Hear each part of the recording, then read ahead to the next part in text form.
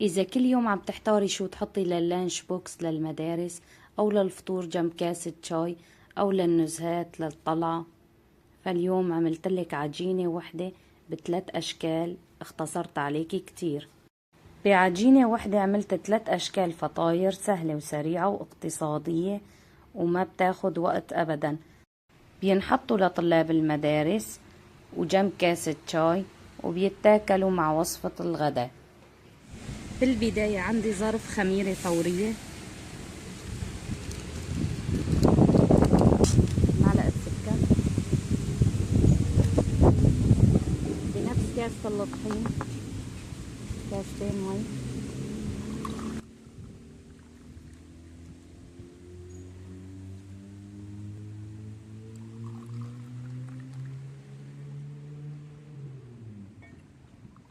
إذا احتاجت كمان مي بضيف لها بعدين. هلا بعيف الخميرة تختمر شوي، وهلا تفاعلت الخميرة مثل ما انكم شايفين. رح اضيف ظرف بيكنج باودر للطحين، ظرف فانيلا،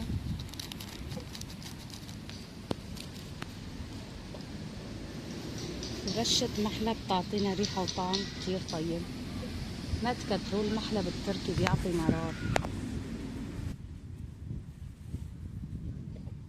معلقة ملح،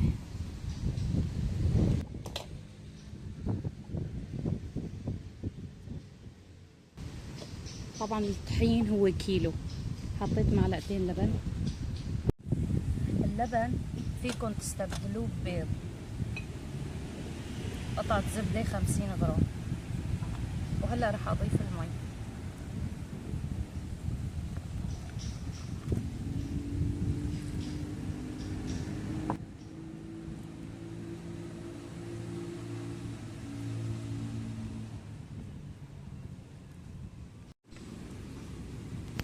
طبعا الكاسين الطحين اللي ضفتهم اكيد بلزمني فوقهم شوية طحين، شوية مي عفوا، حوالي نص كاسة بس بعجن هلا، واللي بيلزم هلا بضيف وبخبركن، لاني انواع الطحين تختلف من نوع لنوع. وهلا هي نص كاسة مي واكمل العجن.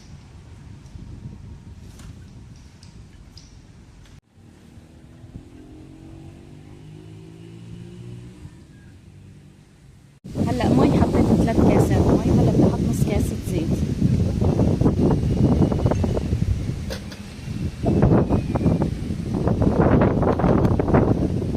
بنعم فيها العجينة وبرجع لكم. هي العجينة طبعا بتصير لكل انواع المعجنات، خفيفة وطرية، وبتصير للفطاير ولكتير شغلات. هلا بضل بعجنها شغلة 7 دقايق ل10 دقايق.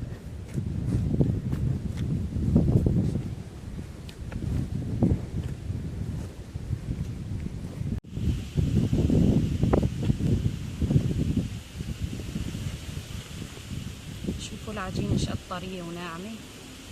هلا رح اريحها نص ساعة تقريبا وارجع لكم.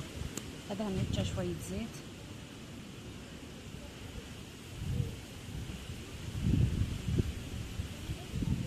بس تختمر وترتاح شوي برجع. هلا بدي اغسل الخضرة. بعد ما عجنت العجينة وحطيتها على طرف لحتى ترتاح شوي وتختمر، رح اجهز الخضرة لحتى اعمل كبابة باذنجان. يعني هي الخبز اللي عملناه او الفطاير بتاكل جنب وصفة غدا وبصير جنب كاسة شاي. هلا انتو فيكن تحشوه باي نوع جبنة، بصير فطاير بالجبنة. فيكن تحشوه مثلا صدور الدجاج، بتصير فطاير بالدجاج، لحمة، يعني كل شي بيصير بينحشى وبيصير سندويشات كمان للمدرسة.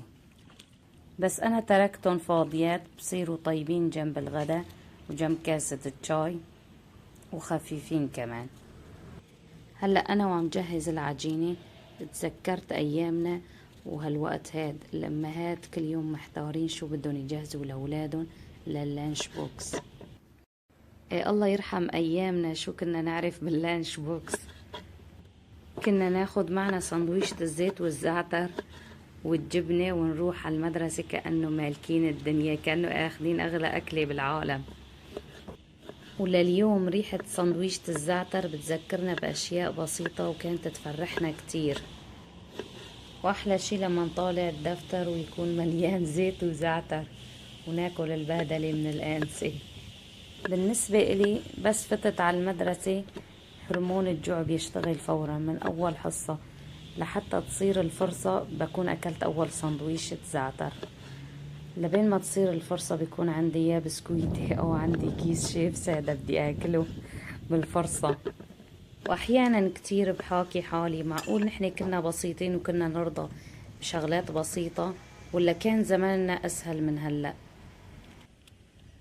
وهلأ كتبولي بالتعليقات مين كان ياخد معه أكلات على المدرسة، ومين من جماعة إذا بموت من الجوع ما بياكل ولا لقمة بالمدرسة، لأنه في عنا نسبة كبيرة من هدول الجماعات. شوفولي هدول النحلات بضلوا معلقين علينا من أول الطبخة للأخير، ما بيتركونا. هلا بدي أتبل الباذنجان، كشة ملح،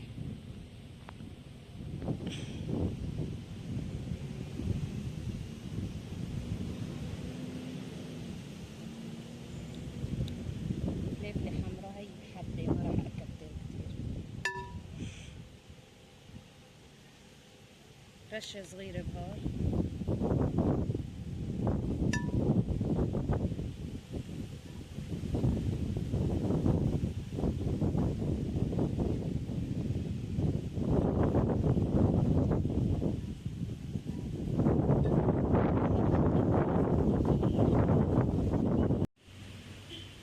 هلا بتبل اللحمة. عندي 1.5 كيلو لحمة مفرومة ومدهنة، رشة فلفلة حمراء،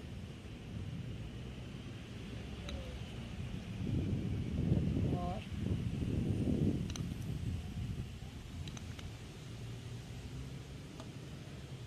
وملح،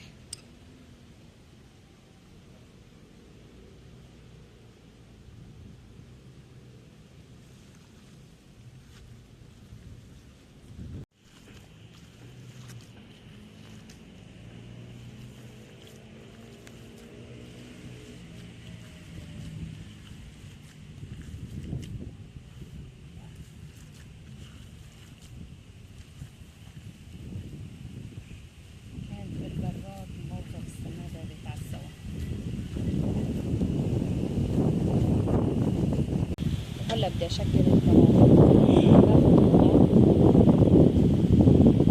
ساويها هيك دوائر،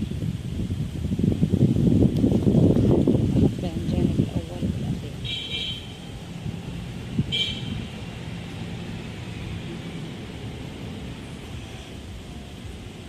بهذا الشكل.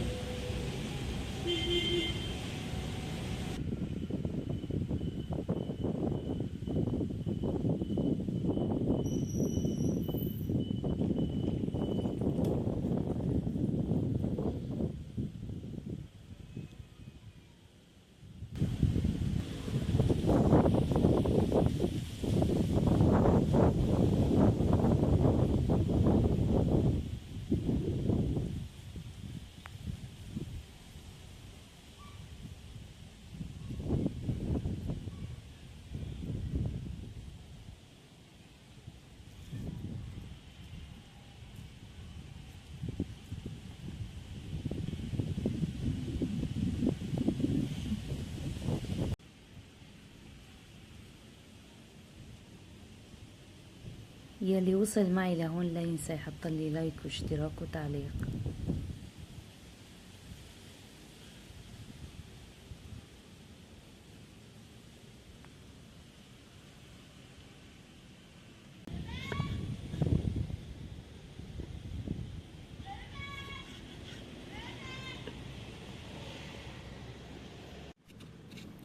وهلا بدي احط لها فلفله حمراء وخضراء. كتبولي بالتعليقات انتو بتحطوا فلفله الحمراء والخضراء ولا ما بتحطوها.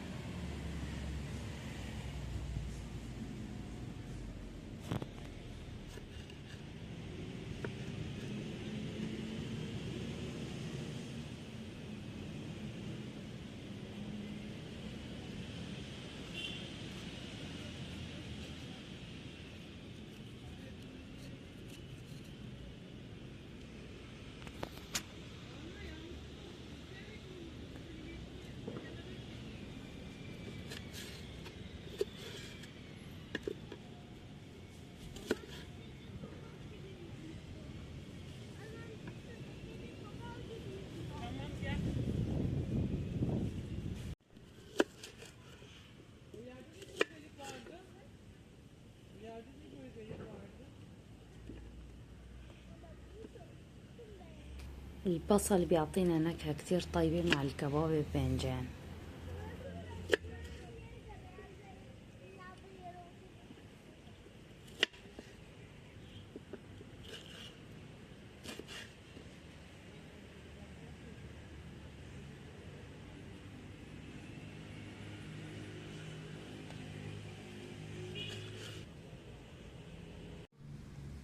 رشة ملح صغيرة على البندورة والفليفلة على الخضرة.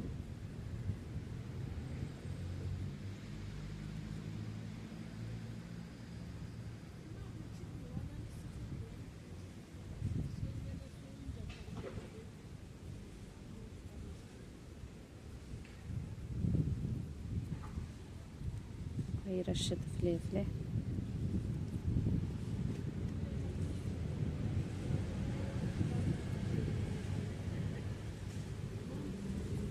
بهار.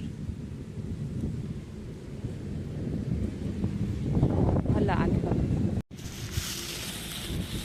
ما شاء الله العجينة متلمبت. رح اقطعها.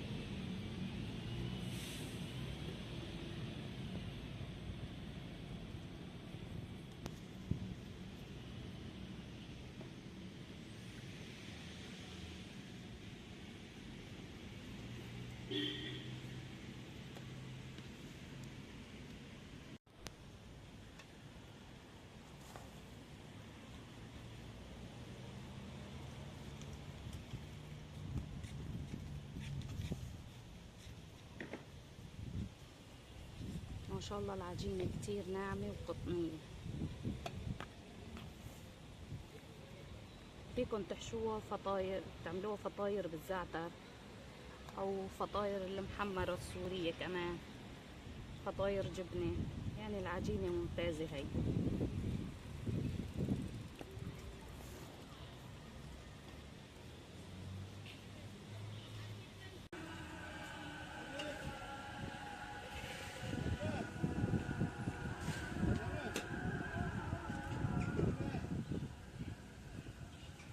هلا بدنا نشكل المعجنات. رح نشكلهم اشكال سهلة وسريعة بسيطة.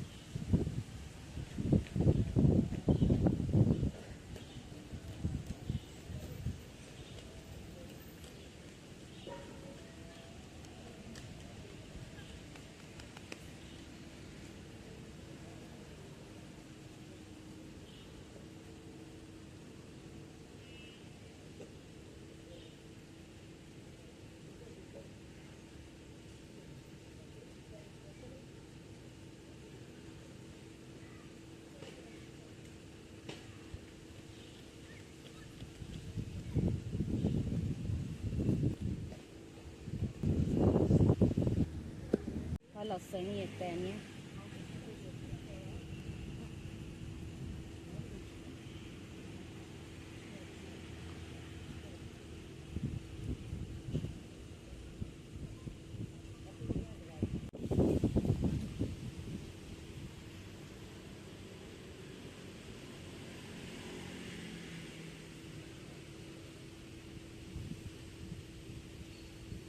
شايفين إذا العجينة مرتاحة ومعجونة مظبوط تتشكل معكم بكل سهولة.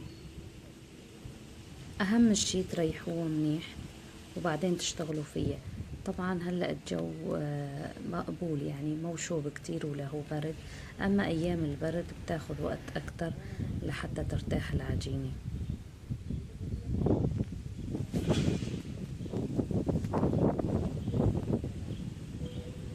وفيكن تحشوهم هدول جبنة مثل ما قلت لكم، أو لحمة، أو أي حشو انتو بتحبوه. هلا للشكل الثالث للمعجنات.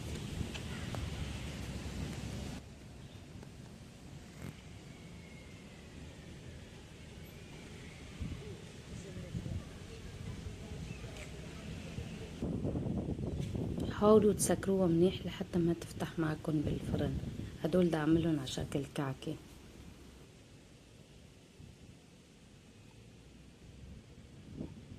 مثل ما شفتوا بعد ما عملته على شكل رول وبجيب الأطراف بسكرهم مع بعض منيح، تأكدوا انه تسكروا لحتى يحافظوا على الشكل النهائي. نعملهم على شكل كعكة.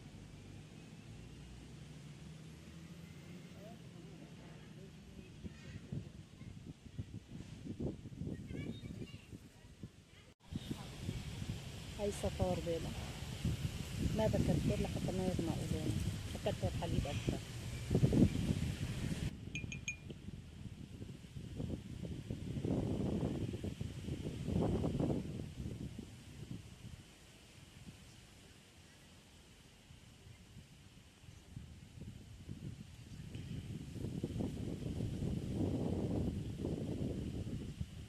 حبة سودا أو سمسم حسب الرغبة.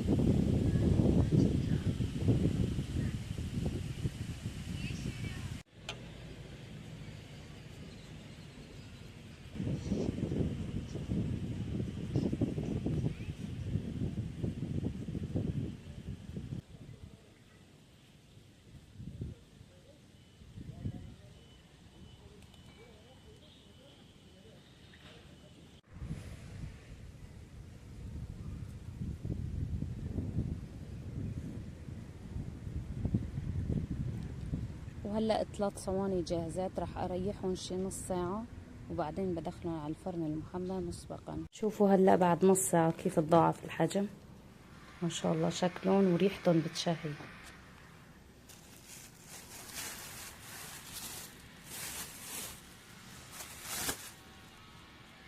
هلأ طبعا رح أدخلهم على الفرن المحمى مسبقا.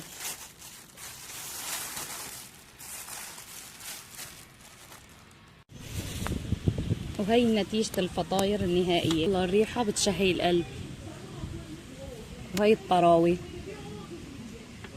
شايفين شقد خفيفات، وهي سفلون. شوفوا ما شاء الله الطراوة.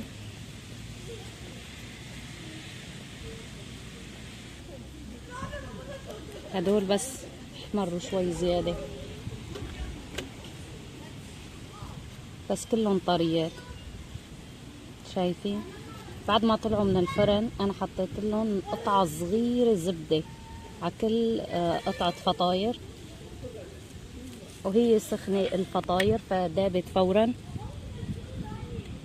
وغطيتهم شي ربع ساعة لحتى يحافظوا على الرطوبة اللي فيهم ويضلوا طريات لتاني يوم.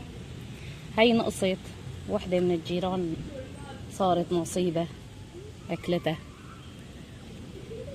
شايفين ما أحلاهن. وهلأ شوفوا لي قلب الفطاير، اللون أبيض وكتير حلو. شايفين شقد طريات وخفيفات، واللون مثل ما قلت لكم لا تكتروا صفار البيض لأنه الأفران اللي عنا بتلدع الوجه الفطاير فورا قبل ما يستوي من تحت. حتى لو عفتوها للأخير بتاخد فورا لون غامق، ولما بتقللوا الصفار البيض بتكتروا معه الحليب أكثر يعطيكم هذا اللون الحلو. وهي نتيجة الكباب الباذنجان، شوفوا لي هالجمال ما شاء الله بتشهي القلب. هي رز بشعيرية.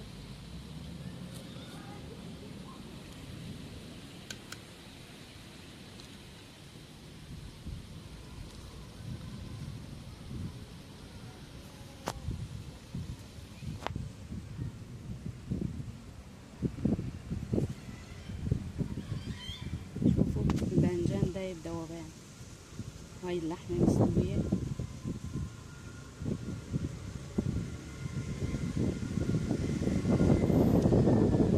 شوفوا النتيجة بالأخير، 3 أشكال معجنات بعجينة وحدة طرية وخفيفة وهشة وبتاخد العقل. بحبها أكتر شي من بين العجائن الاقتصادية، سهلة وخفيفة ما بدها غير براد شاي. بشوفكن بوصفة جديدة، سلام.